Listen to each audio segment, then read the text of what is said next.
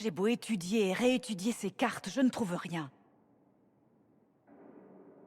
Je peux vous aider peut-être? Oui, peut-être. Lors de l'attaque contre Dars, il y avait tellement de Templiers rouges.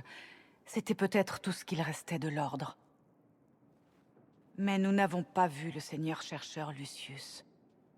D'ailleurs, je n'ai vu aucune trace d'aucun chercheur parmi les Templiers rouges, ni nulle part ailleurs. Je crois que Coryphéus les a emprisonnés. Pourquoi emprisonner? Il aurait pu tout aussi bien les tuer. Pas si facilement. Mais oui, il est possible qu'ils soient morts. Les chercheurs ont déclenché la guerre contre les mages. Ils n'ont pas pu disparaître comme ça. Il y a forcément une piste à suivre, mais pour l'instant je n'ai découvert que de simples indices. Mais il a pu leur arriver la même chose qu'aux Templiers rouges. Les chercheurs n'utilisent pas de lyrium. J'imagine que Coryphéus a pris le contrôle des Templiers en corrompant le lyrium qu'il prenait. Pour faire la même chose à un chercheur, il faudrait l'obliger à prendre du lyrium. C'est peut-être arrivé, mais ça n'a pas pu commencer de cette façon. Il nous manque une pièce du puzzle, Inquisitrice, et je dois la retrouver. Apparemment, c'est important pour vous de les retrouver. J'ai peut-être quitté l'ordre, mais je ne peux pas les abandonner. Et je ne peux même pas prétendre que leur sauvetage serait profitable. Ils ne voient pas l'Inquisition d'un bon œil. Mais malgré tout, s'il reste la moindre chance... Si nous pouvions affecter quelques hommes pour suivre ces pistes, je vous en serais reconnaissante, Inquisitrice.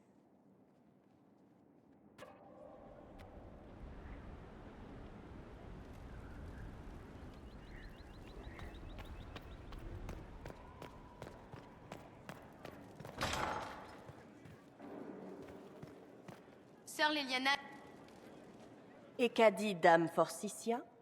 Qu'elle préférerait se noyer plutôt que d'aider l'Inquisition. Rien d'autre? Elle a dit qu'elle nous ferait fouetter vif si on s'alliait avec son frère. Ça lui ressemble bien. Oh les cœurs, Josie. Au moins on a attiré son attention. Vous trouvez toujours le bon côté des choses. Nous sommes en train de cimenter une alliance avec Dame Forsythia du Nevara, votre grâce. La tâche est, disons, délicate. Je peux vous aider à négocier? Merci, mais je pense contrôler la situation. Je l'ai dissuadée de déployer des troupes quand elle a appris que nous avions conclu un accord avec son frère avec qui elle est en conflit. Dame Forsythia aime employer un langage, comment dire, coloré. Vous encaissez plutôt bien les menaces de mort et de torture. Ce ne sont que des fanfaronnades, Inquisitrice. Pour la plupart. Mais j'avoue que mon équipe de l'ambassade à Antiva me manque. C'était toujours intéressant de discuter avec eux des visiteurs du jour. Si vous voulez en parler avec moi, j'ai le temps. Je ne veux pas vous déranger. Si ça me dérangeait, je ne l'aurais pas proposé.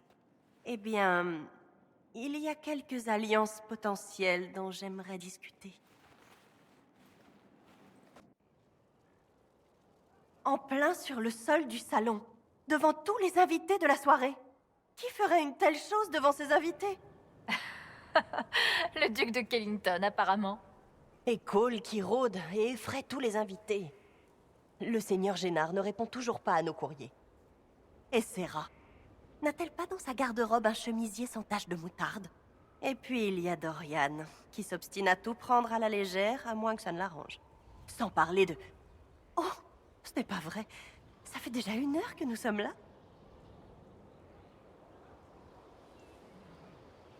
Je dirais plutôt 2h30, à vue de nez. Eh bien, je ne voulais pas m'étendre aussi longtemps. Vous devez me prendre pour une véritable pipelette. Personne d'autre ici n'a votre expérience, Joséphine. Ni vos histoires. Je m'efforcerai de les abréger la prochaine fois. Mais je n'avais pas eu le cœur aussi léger depuis des semaines.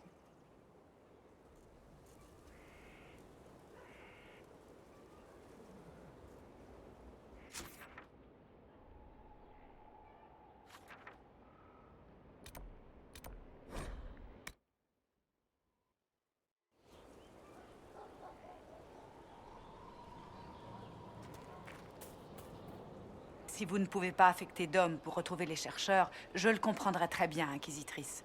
Il n'empêche que leur disparition pourrait signifier qu'une menace inconnue nous guette. Ce serait peut-être utile de les rechercher.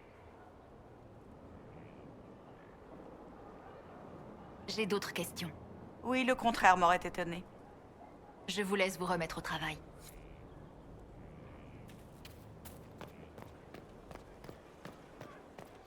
Quelqu'un a encore laissé des tranches de prune sur le rebord de la fenêtre. Salut. Qu'est-ce qui se passe en ce moment?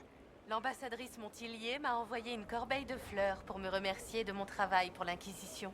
Elle est vraiment charmante. Je dois vous laisser.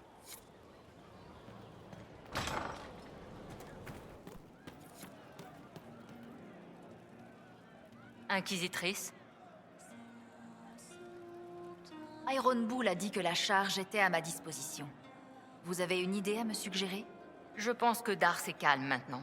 Ça pourrait valoir le coup de renvoyer les gars là-bas, histoire de récupérer du matériel et de se faire une idée des forces ennemies. On pourrait même retrouver quelques traînards qui n'ont pas encore rejoint Force Céleste. On peut parler de la charge du taureau. Bien sûr. Qu'est-ce qui vous intéresse? Vous avez accompli d'autres missions intéressantes? Il y avait ce noble. Une diseuse de bonne aventure avait prédit à son rival que la mort viendrait le chercher sur les plumes d'un oiseau. Donc, le noble nous envoie à son rival. Pas pour un assassinat, hein. C'était parfaitement légal. Le truc, c'est qu'on devait porter des plumes. On les a cousues dans des tricots enfilés sur nos armures. Vous auriez dû voir le patron emplumé comme un coq de basse-cour. Finalement, on a fini par lever le camp. Il paraît qu'il s'est étouffé avec un os de poulet 1 an plus tard. On parlera plus tard.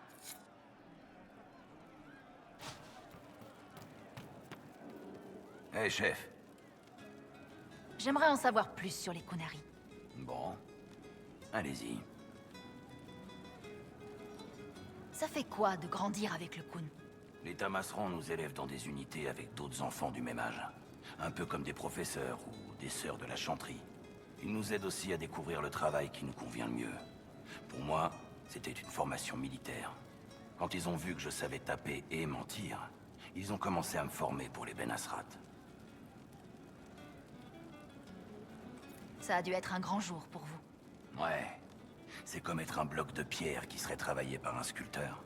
Un jour, le masque tombe et votre véritable forme se révèle. Qui vous êtes vraiment? Ça, c'est un grand jour.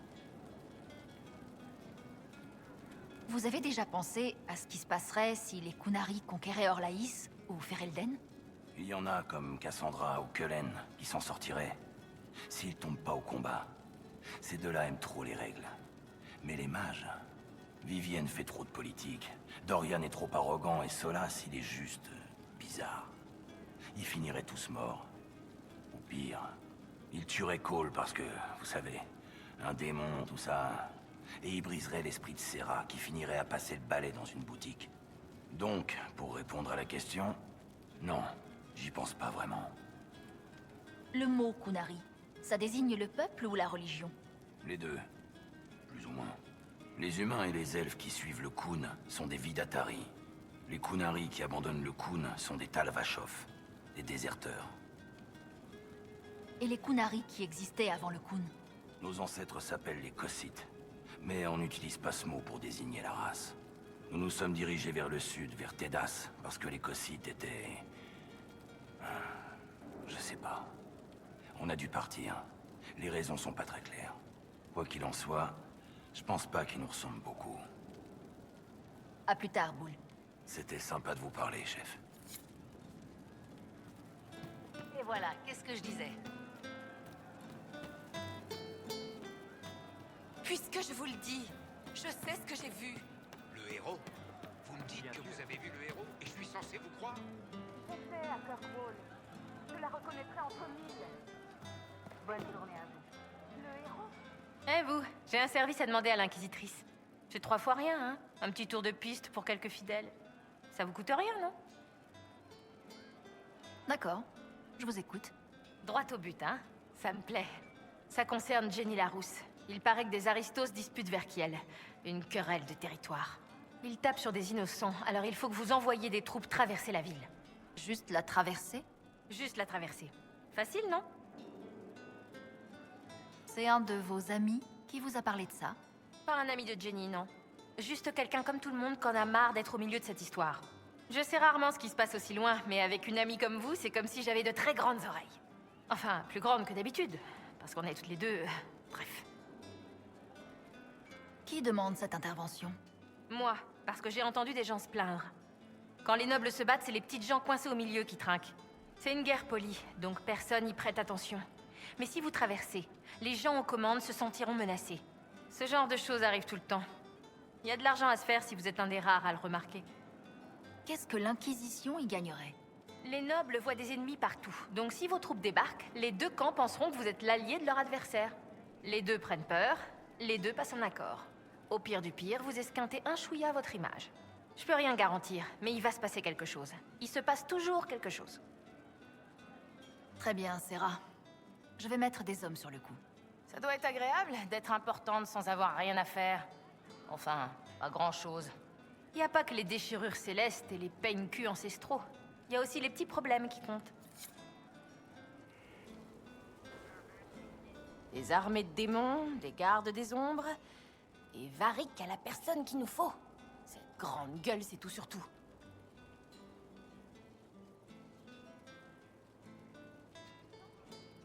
Tout se passe comme vous voulez? Cassandra l'a dit, c'est vous le chef maintenant. Vous allez remettre les choses en ordre. Prier, c'est sympa, mais Coryphalus... Bleh. Corypheus. Coryphalus. Corypheus. Sacafoutrus. Je sais comment il s'appelle, mais il mérite pas que je lui accorde ce respect. Vous aimez vous amuser? L'Inquisition n'est pas un jeu. Pourquoi vous êtes ici en réalité? Peut-être parce que vous avez l'air d'avoir de l'humour. Et pour aider les gens.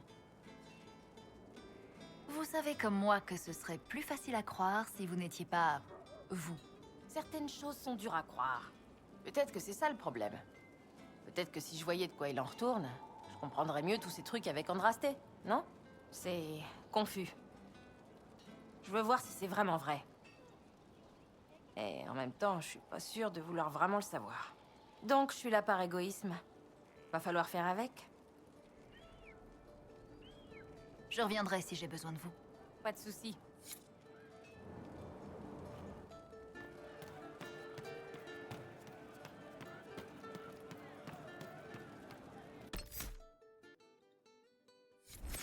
Faites-moi signe si vous en trouvez une. Personne.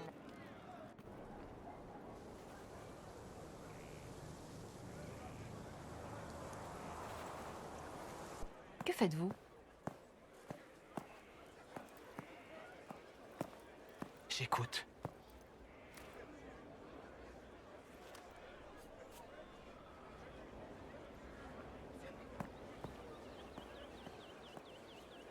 Les yeux durs, l'armure cliquetante me casse les oreilles.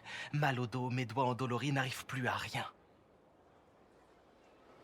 Le vent frais comme la mare de tante Héloïse, une boisson chaude et les fleurs de la chaleur. Le premier baiser dans la grange.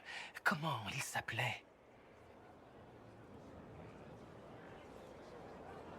Le sang coule et le métal cliquette. Le corps de pierre dans le chariot pour la chanterie. Encore 5 petites minutes. C'est ma faute. Vous pouvez écouter les pensées de tout le monde comme ça? Non, il faut qu'ils aient besoin de moi. La douleur, la peur, la tristesse, la culpabilité, la colère. Quelque chose que je peux soigner. Vous pouvez faire quelque chose pour elle? Oui.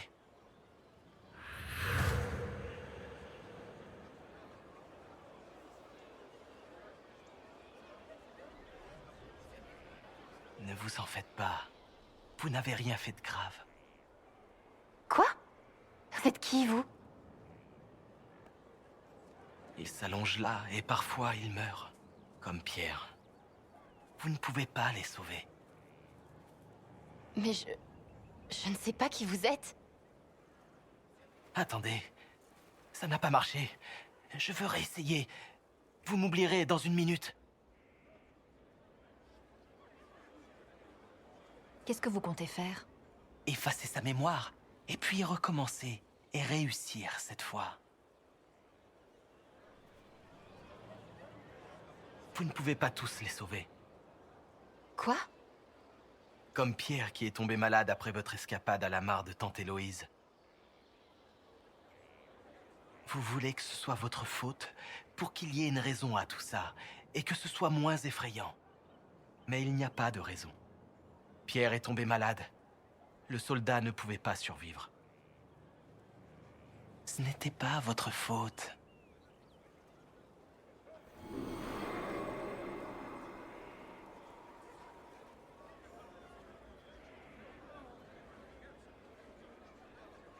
C'est mieux.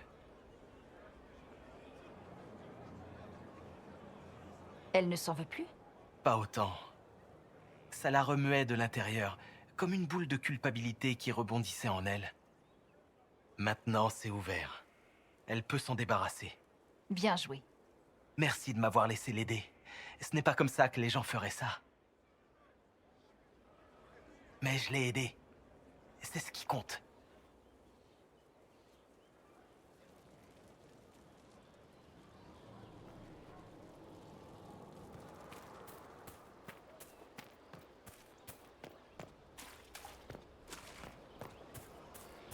Je n'ai pas besoin de vous, ma sœur. Vous portez un bien lourd fardeau sur vos si jeunes. Tout va bien? Parlez-moi de la garde des ombres. Vous devez en savoir beaucoup. Ah, les gardes. Je crains qu'on ne soit pas aussi fascinant qu'on en a l'air. Comment les gardes viennent à bout des archidémons? En gros, ils les transpercent d'une épée jusqu'à ce qu'ils arrêtent de bouger. Si c'était aussi simple, n'importe qui pourrait le faire, pas juste les gardes. Et pourtant, c'est la réalité. Ce n'est pas parce qu'un archidémon est magique qu'il ne craint pas les épées. Il faut juste que ce soit l'épée d'un garde des ombres. Et puis, ce n'est pas le coup de grâce le problème. C'est rendre le dragon vulnérable au point de pouvoir le tuer. Il n'y a pas vraiment de mode d'emploi, malheureusement. Vous avez entendu l'appel, vous aussi? Je sais qui est Coryphéus. Il n'a aucun pouvoir sur moi. Bon, on continuera de parler plus tard. Soit. Si vous me cherchez, je serai là. Je suis là. Parlez-moi de vous. Comparé à la vôtre, ma vie n'est pas bien intéressante. Votre nom, Blackwall, ce n'est pas orlésien. Marchéen, peut-être? Féreldien? Je viens des marches libres à l'origine. Markham. C'était il y a longtemps. Une autre vie. Il paraît que beaucoup de gardes ont un passé de criminel. En effet. Mais à notre arrivée, notre passé est oublié. Restons-en là. Vous n'avez pas toujours été garde. Vous faisiez quoi avant? J'étais... soldat. Un bidas entraîné à manier une épée et à suivre les ordres. J'en ai eu assez de mener les guerres des autres. Donc vous avez rejoint la garde? En quelque sorte. En devenant garde des ombres, pour la première fois, j'avais l'impression de faire quelque chose d'important. Ma vie d'avant me semble bien dérisoire en comparaison. Si seulement cette vie n'avait été qu'un sombre rêve. Pourquoi vous avez rejoint la garde? Parce qu'ils ont le sens de l'honneur et du sacrifice. Ce qui est étranger à beaucoup d'entre nous. Parce qu'ils risquent leur vie pour ceux qu'ils ont juré de protéger. Tout le monde a besoin de croire que ce genre d'homme existe. Moi, j'avais besoin d'être l'un d'entre eux. Bon, on continuera cette discussion plus tard. Pas de souci.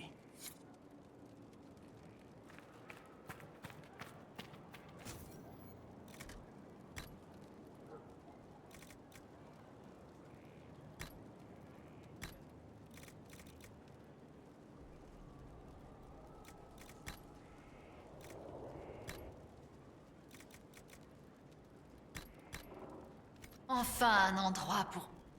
les chevaux. J'avais complètement oublié les chevaux féreldiens.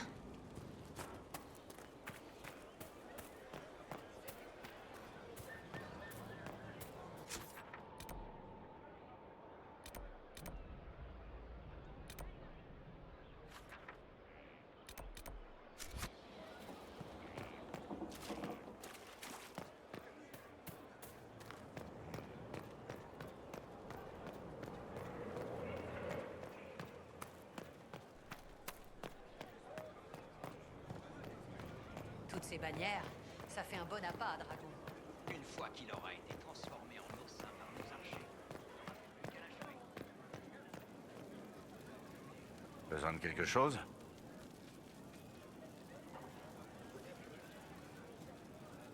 J'ai lu Récit d'un héros. J'aurais quelques questions. Ce sont des choses qui arrivent, oui, je vous écoute. Merci, Ivarik. La loi s'est imposée d'elle-même. Ça reste à voir. Tout ça ne vaut pas beaucoup mieux que le chaos, si. Mon cœur. Nous parlerons plus tard. D'arrêt, Chiral.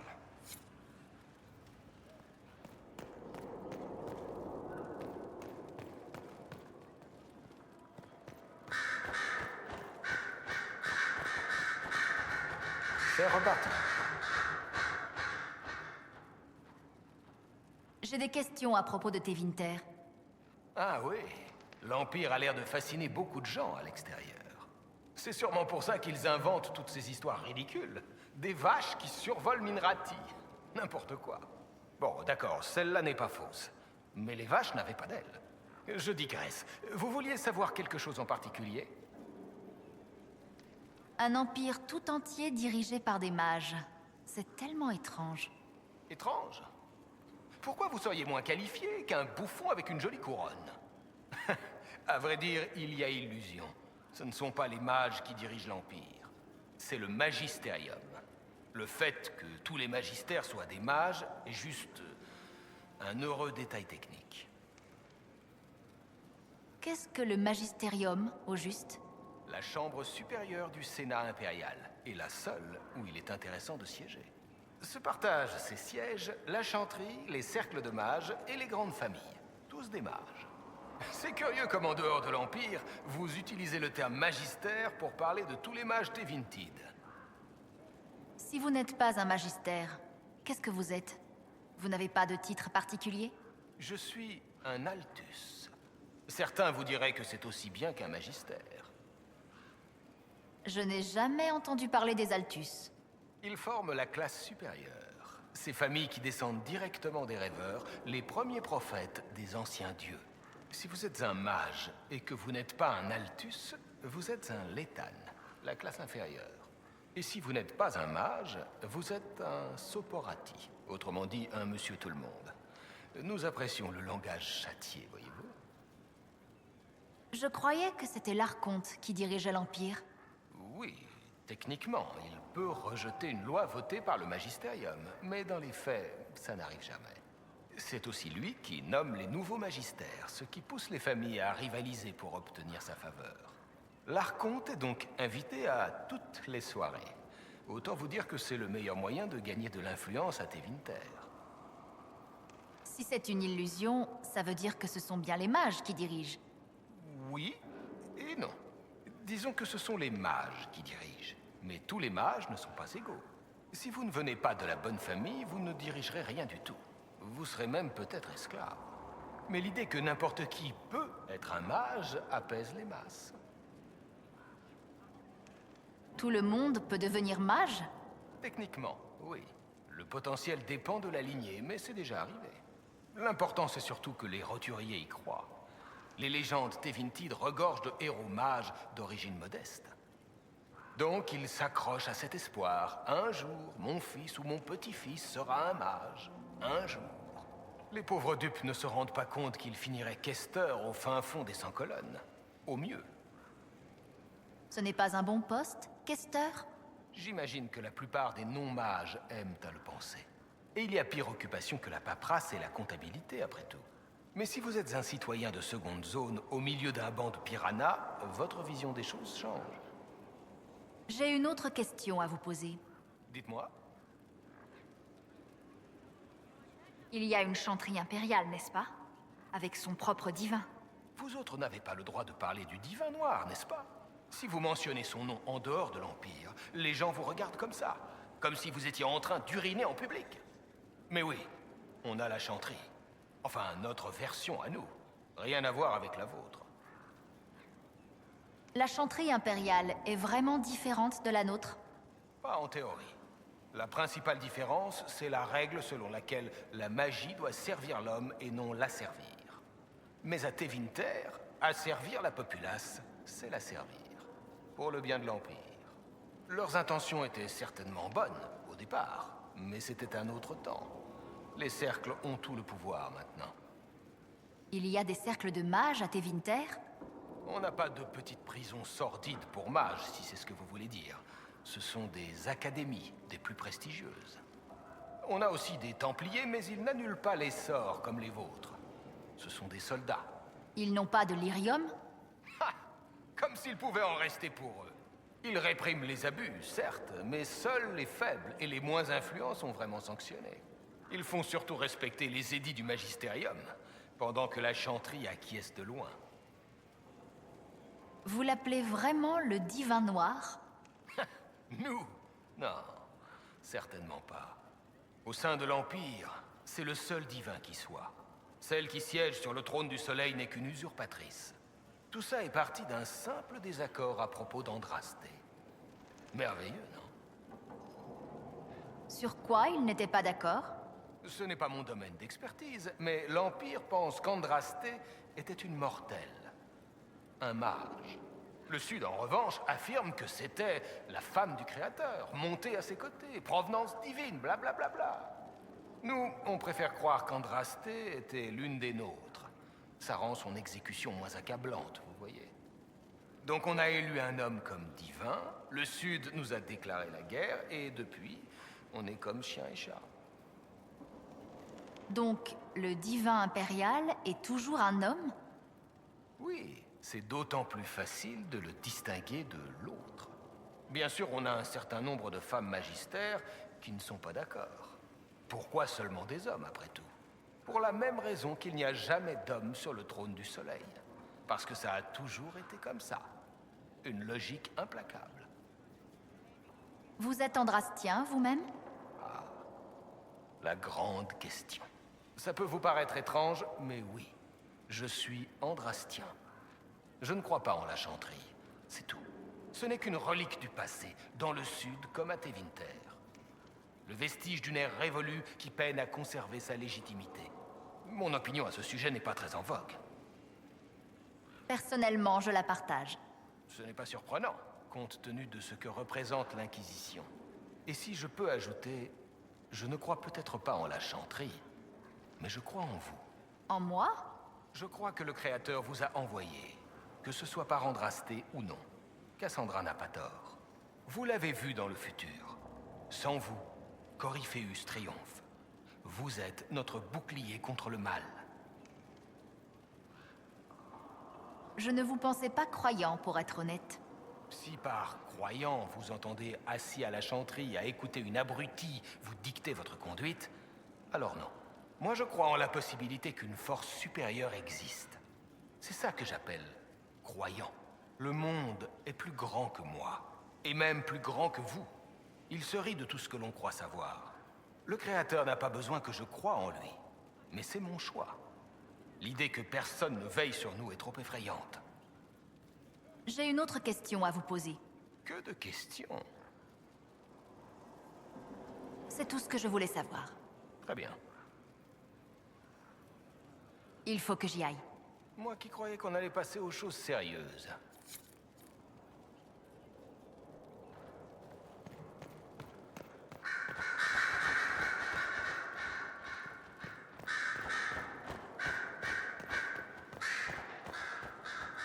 Oui?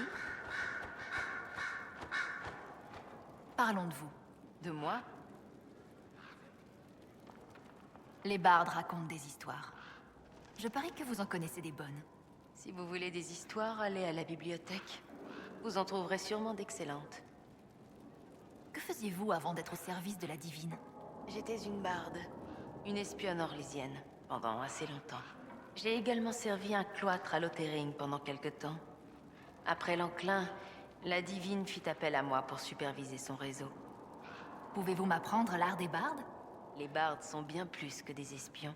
Les bardes ont une excellente compréhension de la politique et des jeux d'influence, le noble jeu. Le barde participe à une danse complexe, où un sourire peut se révéler bien plus mortel qu'une dague. La meilleure façon d'apprendre ce jeu, c'est de s'y plonger. Je vous apprendrai peut-être quand tout sera terminé. Je vais vous laisser à vos occupations. Nous reprendrons plus tard.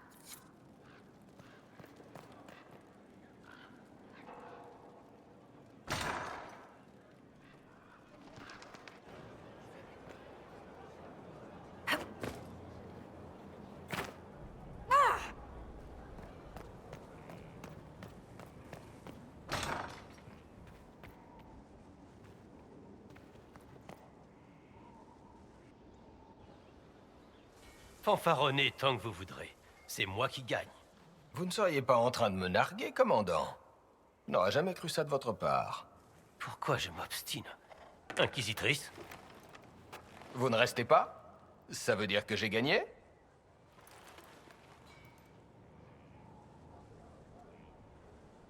Vous jouez à la régulière, au moins. Je joue toujours à la régulière. Ma victoire est inéluctable, reconnaissez-le. Vous vous sentirez mieux après. Vraiment? Parce que là, je viens de gagner. Et je me sens bien. Ne vous en vantez pas trop. Sinon plus personne ne vous adressera la parole. Je ferais mieux de me remettre au travail. À moins que vous ne vouliez faire une partie.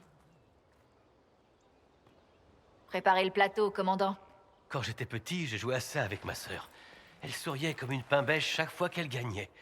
C'est-à-dire tout le temps. Mon frère et moi, nous nous sommes entraînés pendant des semaines. Vous auriez vu sa tête le jour où j'ai fini par gagner. Avec mon engagement chez les Templiers, puis l'Inquisition, je ne les ai pas revus depuis des années. Je me demande si elle joue encore. Vous avez des frères et sœurs? 2 sœurs et un frère.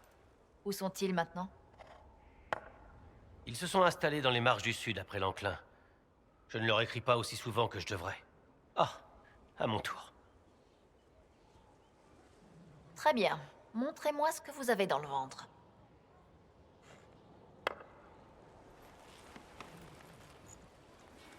Nous n'avions jamais passé autant de temps sans parler de l'Inquisition ou d'autres sujets si rapportants. Franchement, j'aime bien pouvoir me changer les idées. Après tout ce qu'on a vécu ensemble, on peut laisser tomber les convenances et se parler simplement. Oui, c'est vrai.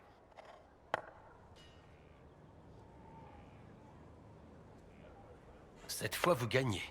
Bien joué.